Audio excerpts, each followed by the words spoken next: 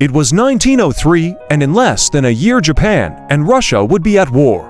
Russian intelligence officers would have paid dearly for information that Ryohei Ukita was in Vladivostok, Russia, and that Japan's first overseas judo dojo, the Uragyo, was in reality the secret headquarters for the spy activities of the Black Dragon Society. The dojo in Vladivostok was ran by 6 hand-picked men. These men were selected by Ryohei Ukita to specifically cater to young Russian military officers by exposing them to the new Japanese art of judo and hopefully gain access onto the military base under the guise of instructing officers in judo.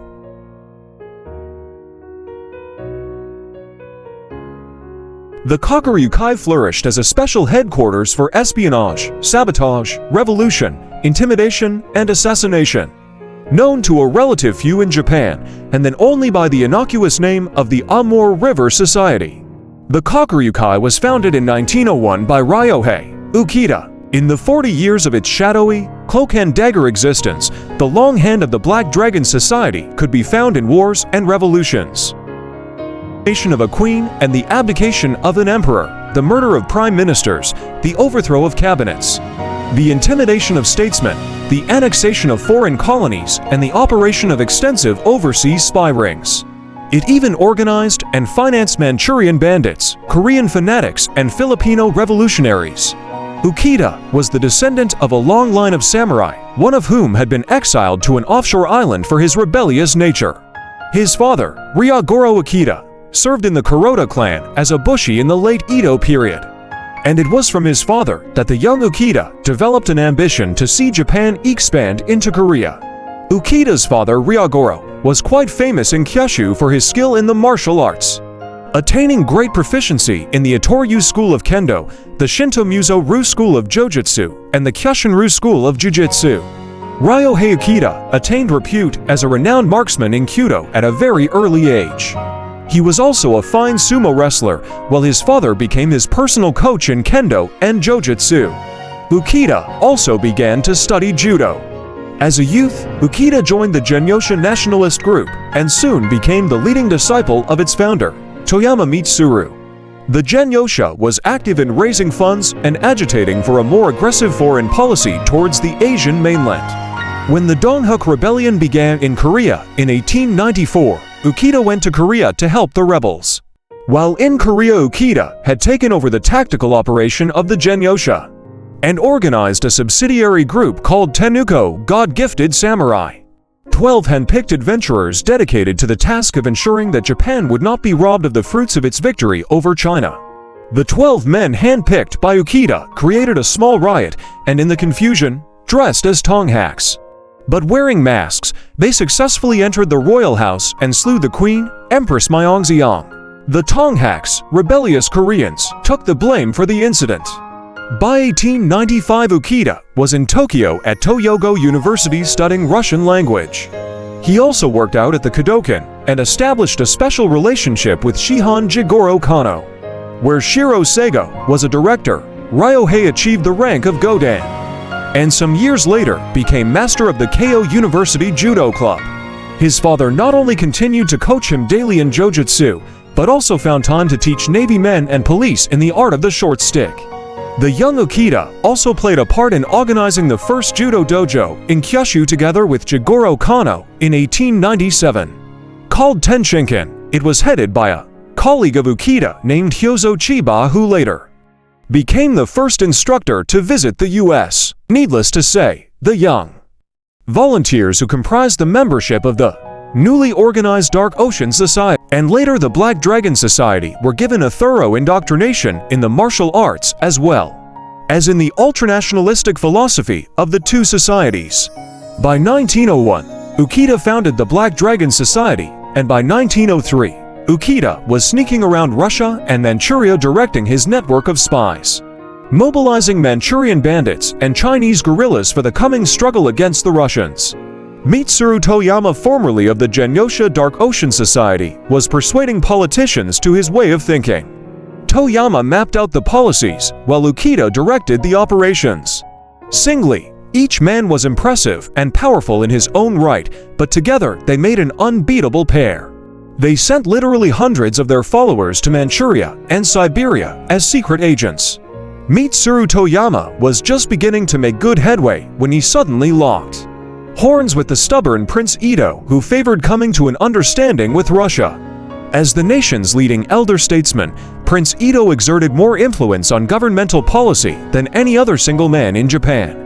Toyama realized that unless the prince threw his support behind those advocating a war policy, there would be no war, and the Black Dragon's cherished crusade of driving Russia out of all territory below the Amur River, dividing Manchuria from Russia to make way for Japanese expansion, would collapse.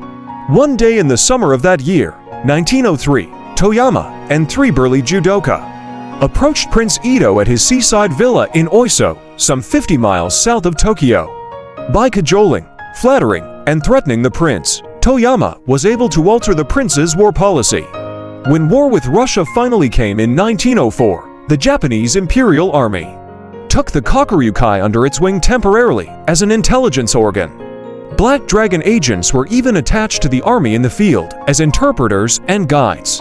The Japanese Black Dragon Society name is derived from the Amur River, called Hailingjiang, or Black Dragon River or Kokuryuko in Japanese. Its stated public goal was to support efforts to drive the Russian Empire out of East Asia, south of the Amur River. The Kokuryukai initially appeared to distance itself from the criminal elements of its predecessor, the Genyosha. Given its membership included cabinet ministers and high-ranking military officers, as well as professional secret agents. However, as time passed, it still made use of criminals through the Yakuza, and their activities to be a convenient means to an end for many of its operations. The society published a journal and operated an espionage training school, from which it dispatched agents to gather intelligence on Russian activities in Russia, Manchuria, Korea, and China. It also pressured Japanese politicians to adopt a strong foreign policy. The Kokuryukai also supported Pan-Asianism and lent financial support to revolutionaries such as Sun Yat-sen and Emilio Aguinaldo. During the Russo-Japanese War, annexation of Korea, and Siberian intervention, the Imperial Japanese Army made use of the Kokuryukai network for espionage, sabotage, and they organized Manchurian guerrillas against the Russians from the Chinese warlords and bandit chieftains in the region, the most important being Marshal Chang So-lin.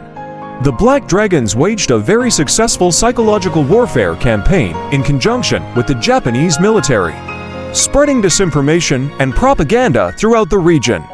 They also acted as interpreters for the Japanese army. The Kokuryukai assisted the Japanese spy, Colonel Motojiro Akashi. Akashi, who was not directly a member of the Black Dragons, ran successful operations in China, Manchuria, Siberia, and established contacts throughout the Muslim world. These contacts in Central Asia were maintained through World War II. The Black Dragons also formed close contact and even alliances with Buddhist sects throughout Asia. During the 1920s and 1930s, the Kokuryukai evolved into more of a mainstream political organization and attacked liberal and leftist thought, though it never had more than several dozen members at any one time during this period. The close ties of its membership to leading members of the government, military, and powerful business leaders gave it a power and influence far greater than most other ultranationalist groups. Initially directed only against Russia, in the 1930s, the Kokuryukai expanded its activities around the world and stationed agents in such diverse places as Ethiopia, Turkey, Morocco, throughout Southeast Asia and South America, as well as Europe and the United States. The Kokuryukai, Japanese Black Dragon Society, murdered its way across the globe and established its first USA presence in Chicago and Los Angeles in the 1930s. They viewed racial inequality and strife as a vulnerability they could exploit to benefit their intelligence and criminal organization loyal to Imperial Japan.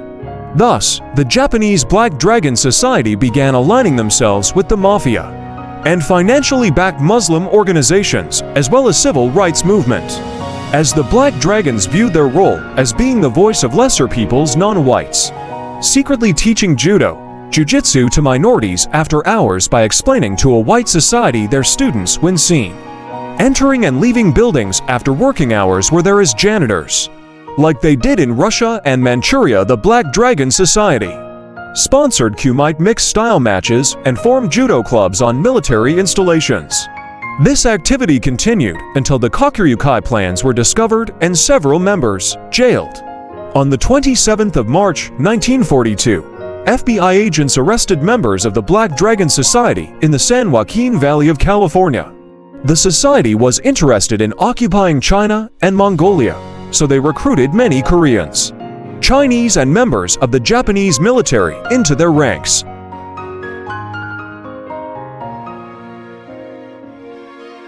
Estimated to consist of over 100 OOO prostitutes who became spies for the Black Dragon Society. From the late 1800s to the end of World War II, the main location for recruitments was through the Dai Nippon Budokukai in Kyoto. Here were the best martial artists and training facilities in Japan, and where most of the military officers were. Many popular martial artists from the Dai Nippon Budokukai were spies for the Black Dragon Society. It is not known how many non-Japanese were members, but we know it was a sizable number. One 1940s arrestee is Chicago resident Satokata Takahashi, who was a retired major of the Imperial Japanese Army and member of the Black Dragon Society. According to FBI reports, he was the instigator behind the Pacific movement of the Eastern world, working through Ashima Takis. The Kokuryukai was officially disbanded by order of the American occupation authorities in 1946.